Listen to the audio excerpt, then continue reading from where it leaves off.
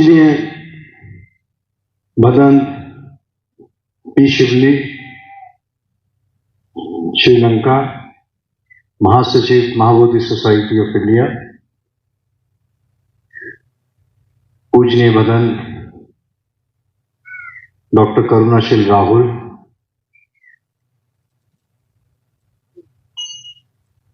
पूजनीय मदन शीलवंश, भिक्खु संघ, भिक्खुनी संघ, उपासक और उपासिकाएं, वंदामी और नमो बुद्धाय। आज 8 दिन के ध्यान साधना शिविर में जो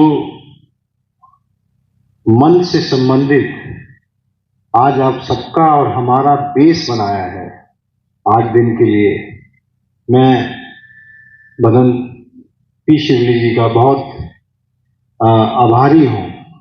एक मन के अंदर एक कृतज्ञता है कि 8 दिन के शिविर में यदि एक अच्छा बेस बन जाता है, एक आधारशिला बन जाती है, तो उससे आने वाले हमारे 7 दिन बहुत ही महत्वपूर्ण हो जाते हैं और बड़े अच्छे हमें इसमें रिजल्ट मिलेंगे और हमें इसमें आउटपुट भी बहुत बढ़िया मिलेगा।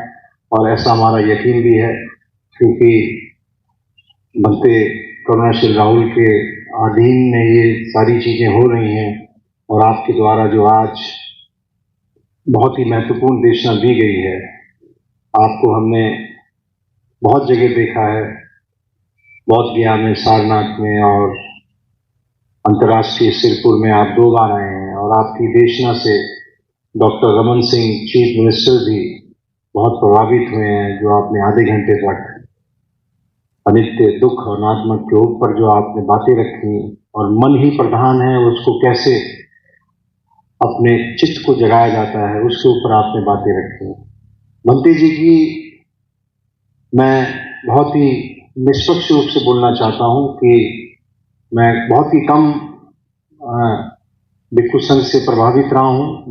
उसमें बनते पी शिवली, बनते डॉक्टर करुणाशील राहुल, क्योंकि इनकी दान पारमिता भी बहुत ज्यादा है। एक उपासक और उपासिका से भी ज्यादा दान पारमिता है।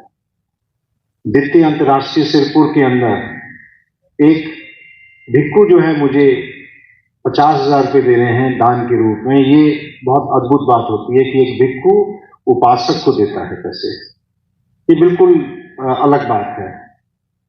पंडित डॉक्टर करुणाशील राहुल द्वारा भी 2 बार 3 बार ऐसा हुआ है कि जो उन्होंने हमें दान दिया है, हमने नहीं दिया दान। ये बहुत भ्रांतियां फैलती हैं कि हम ज्यादा दान पारमिता है।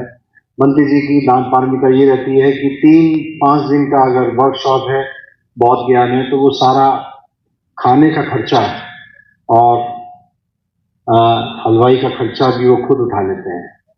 कार्यक्रम में तो भागीदारी रहती है देशना के संबंध में, लेकिन एक जो दूसरी समस्याएं हैं उनका भी समाधान कर देते हैं।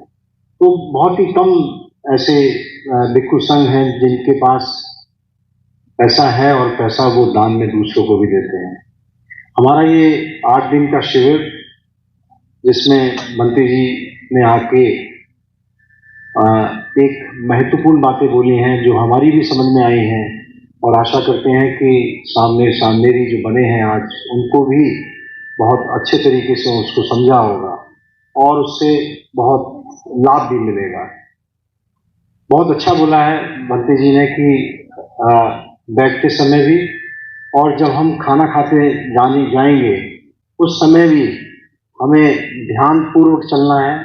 एक कदम कैसे उठाना है तो वो हमारी चित्त को मालूम होना चाहिए, और जब हम खाना खाते हैं तब भी ध्यान पूर्वक खाना खाना चाहिए।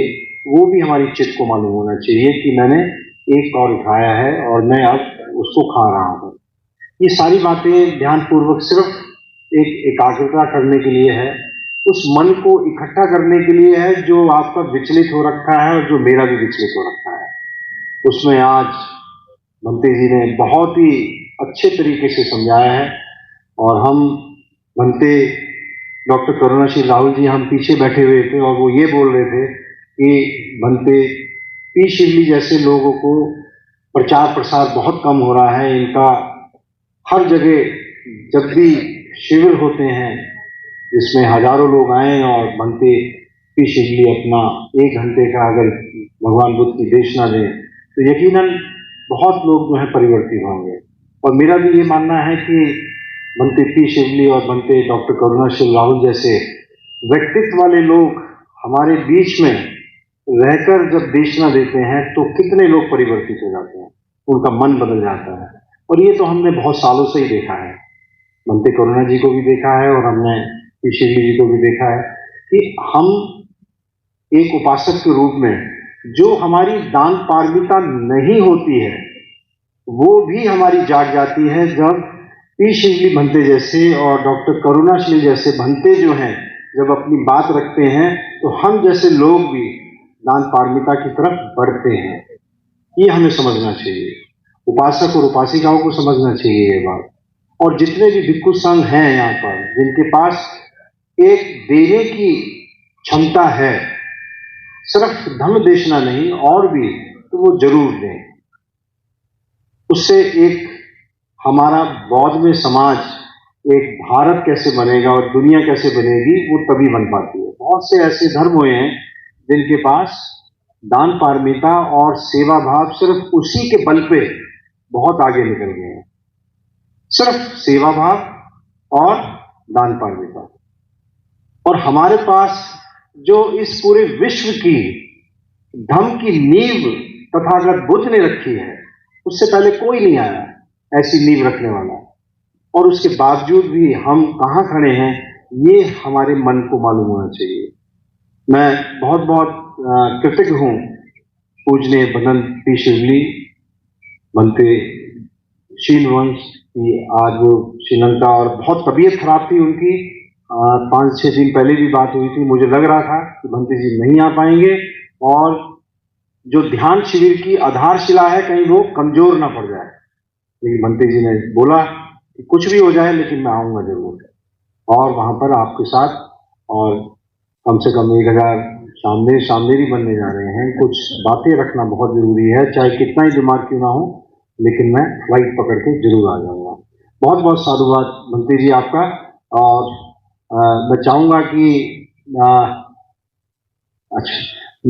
कि भंते जी बौद्ध ज्ञान और सारनाथ में जो ये वर्कशॉप चल रही है वो इस तरह की वर्कशॉप जो साउथ कोरियन मॉनेस्ट्री में चली थी उसका एक प्लानिंग करके और आगे हम इसमें बढ़ेंगे। इसमें बनते जी बनते करुणाशील राहुल एक मार्गदर्शक के रूप में रहेंगे और बनते पी शिवली।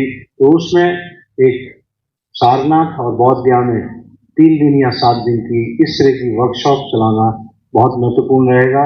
और वो चाहते भी हैं कि 3 महीने के बाद एक वर्कशॉप जरूर हुआ करे। बहुत बहुत साधुवाद बनते जी। मैं चाहूंगा कि 2 शब्द हमारे पूजने बनते शील वंश जरूर बुद्ध की देशना से संबंधित कुछ बातें शामनेरी और उपासक और उपासकों के बीच में रखेंगे। बनते शील वंश।